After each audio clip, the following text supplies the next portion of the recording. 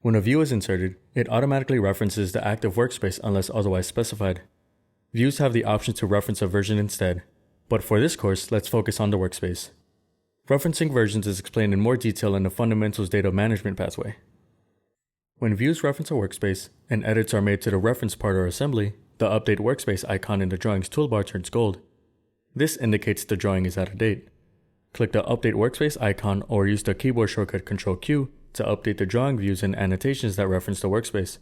Drawings do not update automatically, but instead behave like a detached drawing, so work can be done in parallel without the detailer and the engineer working over each other. Sometimes after an update, depending on the changes, there might be dangling dimensions or annotations displayed in a red color. You can reattach these by dragging the grip points and snapping them to a view, or removing them by completely deleting them. When a drawing is out of date, the Update Workspace icon turns gold. Selecting the icon updates the drawing to match the current state of the parts and assemblies.